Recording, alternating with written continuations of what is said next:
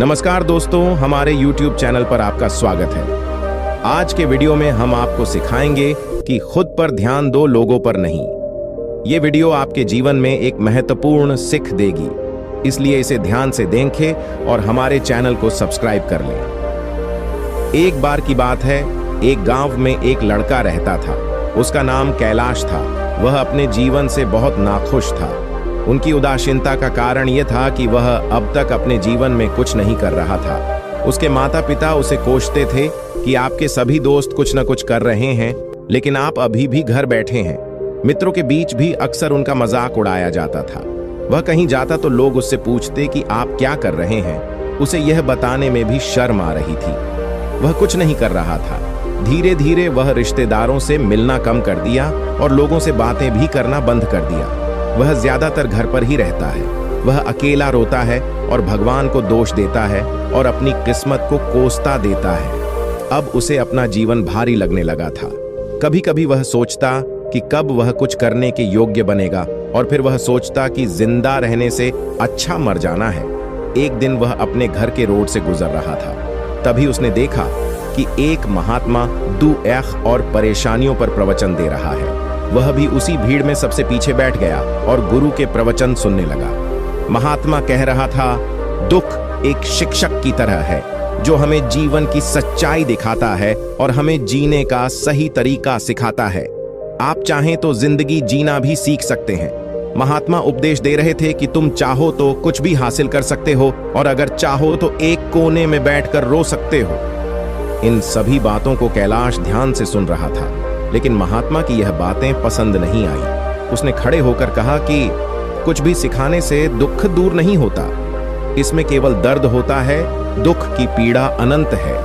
ऐसा लगता है कि इसके बाद कुछ होने वाला नहीं है। इससे कुछ भी फर्क नहीं पड़ता है। इसके सामने तो मौत भी छोटी लगती है। महात्मा ने कहा, फिर तुम्हारा दुख क्या है? कैलाश ने उसके सामने अपनी सारी बातें सुनाई और पूछा, मेरे दुख का कोई निवारण है तुम्हारे पास? यह सुनकर महात्मा हंसे और बोले, तुम उस दिन मेरे पास आओ जब आपके जीवन में वास्तविक दर्द हो। मैं आपकी समस्या का समाधान जरूर करूंगा। यह कहकर महात्मा वहां से चला गया। कैलाश ने सोचा, कहीं मेरा दुख झूठा तो नहीं है? क्या मैं जिस दर्द से गुजर रहा हूं वह झूठ है? मेरा दुख कोई नहीं समझ सकता। जब माँ बाप नहीं समझते तो महात्मा क्या समझेगा? उनके दुखों से व्यथित होकर कैलाश ने एक फैसला लिया कि अब वह कुछ करेगा। कैलाश ने एक छोटा कारोबार शुरू किया, पर उसे सफलता नहीं मिल रही थी। लेकिन उसके घर वाले पूछते हैं कि क्या वह कुछ कोशिश कर रहा है। वह अपने कारोबार में लगा रहा और धीरे धीरे उन्हें सफलता मिलने लगी। फिर उसने रफ्तार पकड़ी और केवल 5 साल के अंदर ही वह एक बड़ा व्यापारी बन गया। अब कैलाश के आसपास ऐसे कई लोग थे जो उसकी फिक्र करता था, जो उससे प्यार करता था। अब उनके परिवार के लोग भी उसकी तारीफ करते नहीं थक रहे थे। समय के साथ दोस्तों की संख्या बढ़ती जा रही थी। अब वह अपनी जिंदगी से बहुत खुश था। उनके कुछ मित्रों ने उन्हें सलाह दी कि जब आप एक बड़ा व्यापारी बनकर बहुत खुश हैं, तो सोचो, अगर इस गांव और इस इलाके का सबसे बड़ा व्यापारी बन जाते हैं तो आपको कितनी खुशी होगी। कितने लोग आपसे जुड़ना चाहेंगे, आपकी कितनी बड़ी तारीफें होंगी, और बड़े कारोबारी भी आपसे दोस्ती करना चाहेंगे और जरूरत पड़ने पर ही आपसे पैसे मांगेंगे। मित्रों की यह बात कैलाश के मन में घर कर गई। अब वह और पैसे कमाने की कोशिश करने लगा, लेकिन उसे यह सब बहुत ही कम समय में चाहिए था। वह समय बर्बाद नहीं करना चाहता था। उनका अधिकांश समय इन चीजों को प्राप्त करने में लगाने लगा। इसलिए वह ऐसे काम करने लगा जो गैर कानूनी था। उसने बड़ा उधार लेना शुरू कर दिया। उसने ज्यादा पैसे कमाने की लालच में वह अपने सामान में मिलावट करने लगा। उसने और कारोबारियों के खिलाफ भी साजिश रची और उन्हें डराया धमकाया। जैसा उसके लोग कहते थे वैसा ही करता था। वह इन तरीकों से ज्यादा मुनाफा कमा रहा था, पर अब उसके जिंदगी में पहले जैसा आराम नहीं था। उनके मन की शांति गायब हो गई थी और वह रात को सही से सो नहीं पाता था। वह बेचैन रहता था। वह सब कुछ हासिल करके भी उन्हें किसी चीज में खुशी नहीं मिल रहा था। एक दिन कैलाश अपनी गाड़ी से कहीं जा रहा था। तभी रास्ते में उन्हें बौद्ध भिक्षु का आश्रम दिखाई दिया। वह रुका और बौद्ध भिक्षु के पास जाकर बोला, महात्मा, आपने मुझे मेरे पास आने के लिए कहा था। जब मेरे जीवन में सच्चा दुख आता है। अब मैं बहुत बेचैन हूं कि मेरी नींद हराम हो गई है, मुझे कहीं भी शांति नहीं मिल रही है। इस प्रकार कैलाश ने अपनी सारी समस्याएं महात्मा को बता दी। गुरु ने कहा, जब तुम पहली बार मुझसे मिलने आए थे तब भी तुम किसी दुख में थे। आपने उस दर्द से क्या सीखा? कैलाश ने कहा कि सिर्फ सोचने और चिंता करने से कुछ नहीं होता। आपकी दृष्टि को सच करने के लिए यह करना पड़ता है, और सिर्फ काम करने से कुछ नहीं होता, परिणाम भी मिलना चाहिए। जब आपको लगता है कि आपका लक्ष्य हासिल नहीं होने वाला, तब रास्ते में चाहे कितनी भी मुश्किलें आ जाएं, मन कितना भी निराश क्यों न हो, कितना भी लगता हो कि अब कुछ नहीं होने वाला है, तभी विश्वास करें, मैं जो भी कर रहा हूं उसमें अवश्य सफल होऊंगा। खुद पर ध्यान दो, लोगों पर नहीं। लोग केवल सफल लोगों का सम्मान करते हैं। कोई कितना भी अच्छा क्यों ना हो, वह हमेशा लोगों की नजरों में बोझ बने रहते हैं। यह सब सुनकर महात्मा मुस्कुराया और बोला, जब आपके पास है तो यह वास्तविक दुख नहीं है। अपने जीवन में सच्चे दुख आए तब मेरे पास आओ, मैं उसे ठीक कर दूंगा। कैलाश ने जाते समय भिक्षु को सोने के सिक्कों से भरा थैला भेंट किया। थैले को देखकर महात्मा ने कहा कि यह मेरे किसी काम का नहीं है, उस जमीन में गड्ढा खोदकर गाड़ दो। कैलाश ने थैले को जमीन में गाड़ दिया, जैसा कि महात्मा ने बताया, और वहां से चला गया। कुछ दिनों से व्यापार ठीक चल रहा था, लेकिन कारोबार के गलत तरीके के कारण धीरे धीरे उसे कारोबार में घाटा होने लगा। उसकी सारी धन धीरे धीरे खत्म होने लगी, और एक दिन ऐसा भी आया जब उसके पास कुछ भी नहीं बचा और उस पर कर्ज का बोझ चढ़ गया था। परंतु वह बेफिक्र था, क्योंकि उसने अपना सारा कर्ज अपने मित्रों से लिया था। उसने सोचा कि उसके मित्र बुरे वक्त में उनके साथ रहेंगे, लेकिन ऐसा कुछ नहीं हुआ। जैसे ही बुरा समय आया, मित्रों उससे कर्ज मांगने लगे। अगर उसने कर्ज नहीं लौटाया, उन्होंने उसे जान से मारने की धमकी भी दी। उनके सभी शुभचिंतक और हमदर्द उससे दूर हो गए। उसके दोस्त जो उसके साथ मस्ती किया करते थे, अब उससे दूर भाग रहे थे। उसका परिवार उसकी गलतियां और कमियां गिनाने लगा। उनकी सारी जायदाद नीलाम कर दी गई और उसके पास कुछ भी न बचा।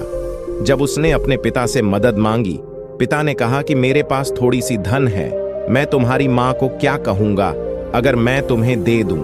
यह धन हमारा अंतिम उपाय है। कैलाश के मन में गहरा दुख छा गया। उसके अगल बगल कोई नहीं था जो उनके पीड़ा को समझ सके, जो उसे संभाल सके। लोगों के इस विश्वासघात के कारण वह अंदर से टूट चुका था। वह सोचने लगा कि अब जीने का क्या मतलब है, अब मौत ही मेरा सहारा है। वह आत्महत्या करने के लिए कहीं पर जा रहा था। तब उसे याद आया कि उस महात्मा ने उससे कहा था, मेरे पास आओ जब तुम्हारे जीवन में सच्ची दुख हो। कैलाश महात्मा के पास गया और अपनी सारी बातें सुनाई, आंखों में आंसू लिए। उसने कहा, हे महात्मा, मेरे दुख का हल कीजिए।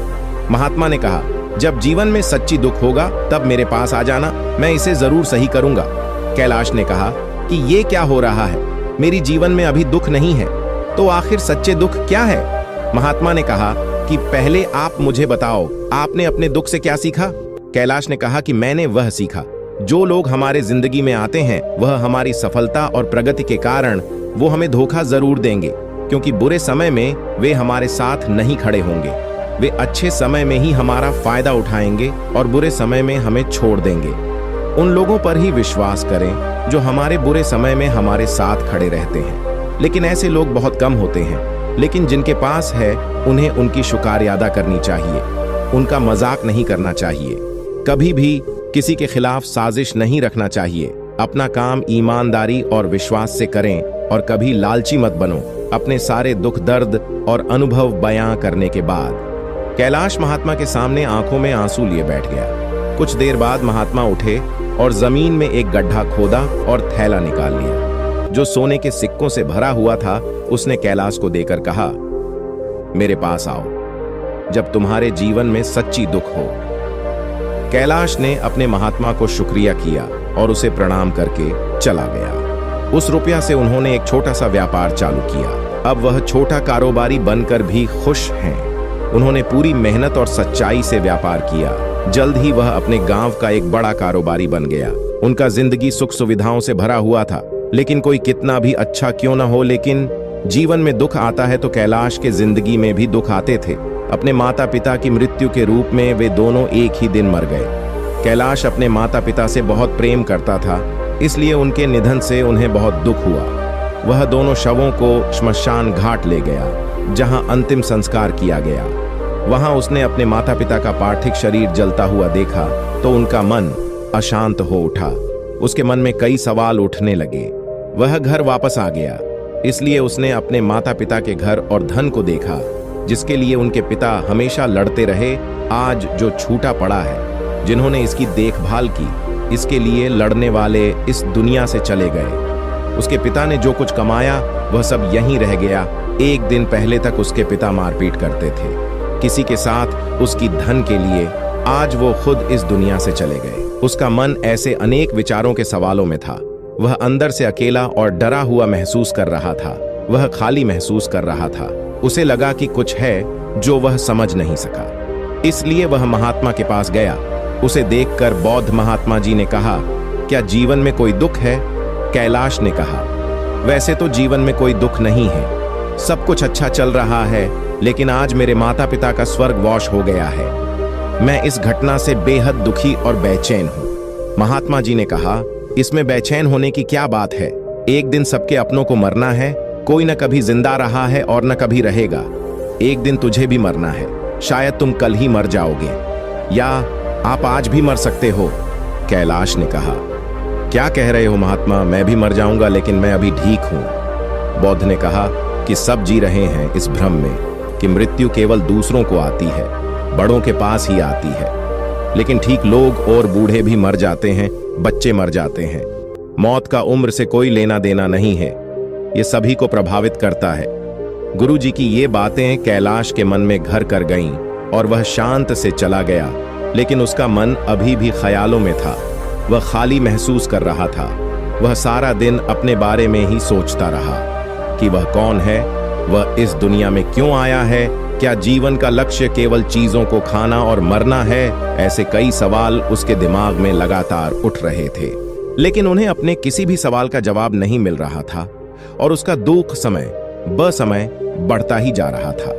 इसलिए कुछ दिन बाद वह फिर से बौद्ध महात्मा के पास पहुंचा और बोला, हे गुरु, मैं बहुत दुखी हूं, क्योंकि मैं यह नहीं जान पा रहा हूं कि मैं कौन हूं और मैं इस संसार में क्यों आया। यह सुनकर महात्मा जी मुस्कुराए और बोले, आज आपके जीवन में पहली बार असली दुख आया है। ये सच्चे में दुख कहलाने के लायक है। हम नहीं जानते कि हम कौन हैं, हम क्यों आए हैं, क्या करें, कैसे करना है। कैलाश ने अपने बौद्ध महात्मा से कहा कि उसकी दुख दूर करें। महात्मा ने कहा कि हम सभी इंसान हैं, जीवन भर हर चीज जमा करते रहते हैं। कैलाश ने कहा कि सभी इंसान जीवन भर धन, दौलत, परिवार, सामान, दोस्त, दुश्मन आदि जमा करता है। महात्मा ने पूछा, क्या हम जमा की गई चीजों में से कुछ भी अपने साथ ले जा सकते हैं? कैलाश ने कहा, कोई भी आदमी अपने साथ कुछ भी नहीं ले जा सकता, वह सिर्फ अकेला ही जाता है। मेरे माता पिता भी अपने साथ कुछ भी साथ नहीं ले गए। सब कुछ धन, दौलत, रुपया, पैसा, सब कुछ यहां पर छोड़कर चले गए। गुरु ने कहा, अब मेरी बात ध्यान से सुनो। इस दुनिया में हमें जो जमा करना चाहिए वह हम नहीं करते। वह चीजें हमारे सामने होती हैं, लेकिन हम उन्हें देखने की कोशिश नहीं करते। हमें इस दुनिया में जो कुछ भी संग्रह करना है वह हम खुद हैं। हमें खुद को जुटाना होगा, ताकि जब हम मरें तो हम एकजुट हो सकें और खुद को पहचानने में सक्षम होने के लिए हम अंदर बंटे हुए हैं। हम प्यार, नफरत, क्रोध, ईर्ष्या में बंटे हुए हैं। क्रूरता, दौलत, स्थिति, प्रतिष्ठा, सम्मान, पहचान, धर्म, जाति, सैकड़ों हजारों ऐसी चीजों और इच्छाओं में हम विभाजित हैं और टुकड़ों में जिंदगी जी रहे हैं। इस विभाजन के कारण हमारी सोच कभी एक नहीं हो सकती। हमारी स्मरण शक्ति बिखरी हुई है, इसलिए हमारे पास इतना समय नहीं है, इतनी ऊर्जा नहीं कि हम मुड़ सकते हैं और अपने भीतर देख सकते हैं। सच्ची में पैसा, दौलत, सम्मान और सुविधाओं का अभाव लोग इसे दुख समझते हैं और जीवन भर के लिए जो दुख कहकर रोते रहते हैं और उपाय खोजने का प्रयास करते रहते हैं, उन्हें अपना हल कभी नहीं मिलेगा, क्योंकि जिसे लोग दुख कहते हैं वह हकीकत दुख नहीं है। ये सिर्फ एक इंसान की इच्छा है, उसकी इच्छा कभी पूरी नहीं होती। इसीलिए व्यक्ति को कभी उनके प्रश्नों का समाधान नहीं मिलता। इसलिए इन सब से हटके यदि आप अपने दुखों का अंतिम हल चाहते हैं तो सबसे पहले खुद को समेटो, इस दुनिया से अपनी ऊर्जा वापस ले लो और संग्रह करो। अपने आप पर ध्यान केंद्रित करो, स्वयं पर ध्यान दो। अपने मृत्यु से पहले अपने आप को जानने की कोशिश करो, बिखरो मत। कैलाश ने कहा, तो महात्मा जी, क्या हम इस दुनिया को छोड़ दें? हमारी सभी सपने को मार देना चाहिए, किसी से प्यार नहीं करना चाहिए, धन जमा नहीं करना चाहिए, सम्मान की आशा छोड़ देनी चाहिए। महात्मा बौद्ध ने कहा कि भावनाओं और इच्छाओं ऐसे बिखरे हुए इंसान में से निकल आओ, जैसे कोई पत्थर पहाड़ से गिरे जिस पर पर्वत का कोई वश नहीं है, सिवाय देखने के परेशान होना और कुछ खोना। वैसे ही बिखरे हुए इंसान की इच्छाएं बेकाबू और दर्दनाक हैं। उसका अनियंत्रित सोच इच्छा करता रहता है और कल्पना करता रहता है, और यह दुख देता है। लेकिन जब एक आदमी अपने मन को एकजुट करता है तो वह जो कुछ भी करता है वह उसके नियंत्रण में होता है। फिर उसकी इच्छा से इच्छाएं भी उत्पन्न होती हैं। कैलाश ने कहा कि आपने मेरे सच्ची दुख का हल कर दिया। आपका बहुत बहुत शुक्रिया।